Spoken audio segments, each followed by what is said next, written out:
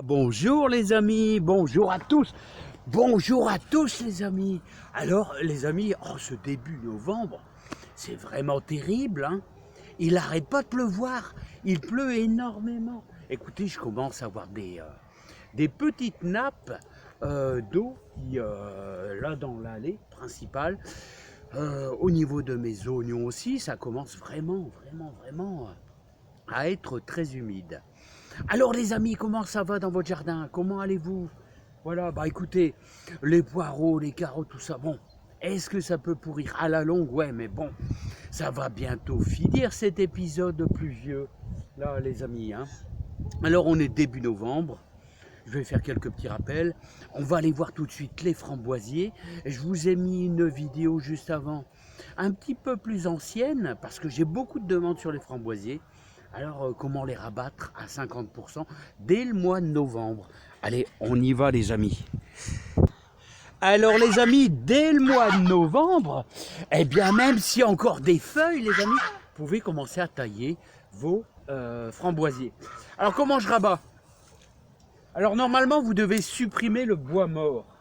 Le bois mort, alors vous remarquez, les tiges qui ont un aspect un peu de bois mort, bah voilà comme ça, de bois mort, vous les coupez. Alors pour laisser un petit peu d'espace, et vous allez les rabattre à 50%. Alors en moyenne, je vais vous dire, regardez, on atteint quasiment 1 mètre. Alors on va les rabattre à 50 cm.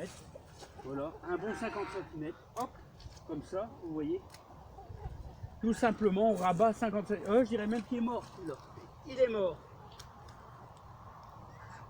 Voilà, encore un qui m'a l'air d'être mort. Voilà, de toute manière, on remarque, vous regardez, c'est un peu marron foncé, donc là vous allez tailler comme ça. Lui, il est bien vivant, on va le rabattre à 50, voilà, comme ça, lui également.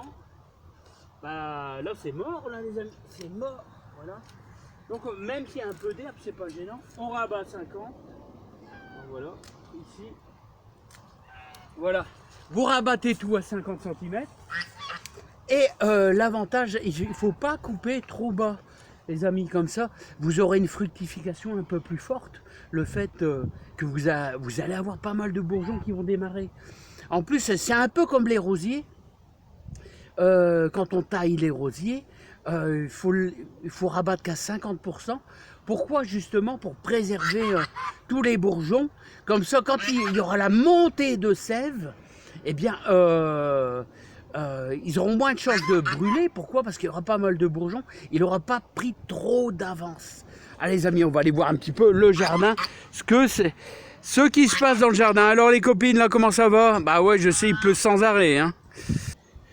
Alors les amis, j'ai oublié de vous dire une chose super importante. Hein, plutôt que de faire des boutures, on va utiliser les drageons. Regardez ce qui se passe. Hein, les framboisiers avancent avec leurs racines. Ils avancent et vous en avez une multitude. Et bien ceux-là, vous pouvez les déplanter et les placer ailleurs. Et garder toute une ligne bien correcte. Parce que le framboisier se multiplie très facilement en faisant une racine qui se balade dans la terre et qui fait hop une tige qui sort. Alors il vous fait des multitudes de tiges et après forcément on est envahi. Alors vous les récoltez ces tiges avec un peu de racines et vous les placez ailleurs. Bon allez, voilà, donc en novembre vous pouvez les rabattre comme vous avez vu à 50% les amis. Alors les amis, vous avez vu, c'est l'agadou ici, l'agadou. Ah bah ça va recharger les nappes phréatiques les amis, hein. Ça c'est sûr et certain, hein. Alors j'ai des questions super simples et en plus qui sont super utiles. Voilà, moi j'utilise du fumier de vache, j'utilise du fumier de cheval et je vous ai toujours dit, le fumier de cheval c'est le compost parfait, donc c'est ce que vous devez utiliser en priorité. Voilà, bon moi j'ai eu la chance d'avoir un ami là juste à côté là, agriculteur qui me donne du fumier de vache. hein, c'est un petit peu moins bon quand même, mais c'est quand même bon. Alors qu'est-ce que vous pouvez utiliser comme fumier? Eh bien vous pouvez utiliser n'importe quoi, que ça soit du fumier, on va dire pour rigoler, d'éléphant, du fumier, du crottin d'éléphant, du crottin de cheval, du crottin de d'âne, tout ce qui est mouton, bref, tous les animaux qui font du crottin, c'est très très bon pour votre jardin, très très bon. Hein. Alors, eh ben écoutez, cette semaine, j'arrive pas à travailler tellement qu'il pleut. Et là, vous voyez, je suis en train de faire la vidéo, il pleut, là sans arrêt. Alors, bon, je suis un petit peu bloqué. Alors, malgré que c'est la gadoue, vous voyez, je viens quand même vous donner quelques petits conseils sympas. Voilà, parce que j'ai beaucoup de demandes, des questions super importantes. Alors j'espère que la semaine prochaine, ça ira un peu mieux. En tout cas, bon, les légumes risquent un petit peu de souffrir, ça risque un peu de pourrir. Si ça continue, ça peut tenir encore quelques jours, comme ça. Hein. Le céleri, le poireau, voire les carottes, bon, bah ça tient, mais il faut pas... Ça rentre dans le sol quand même, mais il ne faudrait pas que ça nage. Quand même de trop. Hein. Alors les amis, bon, on va pas se plaindre, il gèle pas. Il gèle pas, mais on peut pas étaler notre fumier. Alors surtout, utilisez n'importe quoi, c'est-à-dire comme fumier, et surtout, j'espère que chaque année, vous faites un bon compost, super bon, pour pouvoir recharger votre terrain. C'est ce qui vous donnera toute la puissance dans votre terrain. Hein. Alors, qu'est-ce que j'allais dire? Bah moi j'ai pas encore retiré mes céleris, j'ai pas encore retiré, j'ai encore les 3/4 de mes betteraves rouges. Voilà, tant qu'ils gèlent pas, ça va, ça se maintient. Donc le jour où ça va vraiment se mettre à geler, là je vais vraiment m'attaquer à tout retirer et essayer de mettre ça plutôt à l'abri du mauvais temps. Et à un endroit qui ne gèle pas. Ça peut être une cave, chose comme ça. Et un conseil d'amis, quand vous retirez vos céleris, vous retirez vos céleris en laissant un petit peu de terre humide dessus. Vous allez voir qu'ils vont rester bien durs longtemps parce qu'ils vont pomper un petit peu l'eau tout doucement. Voilà, ils vont survivre avant de ramollir comme tout légume, les amis. Hein. Bon, bah, les amis, moi je peux pas faire grand chose, je peux pas étaler. Il pleut sans arrêt. Et je voulais vous préciser parce que j'ai beaucoup de questions qui me demandent mais qu'est-ce qu'on peut utiliser comme fumier? Alors l'idéal, c'est le fumier de cheval, le compost parfait. À bientôt les amis, beaucoup de joie, beaucoup de bonheur, mais bon, regardez les amis, dur.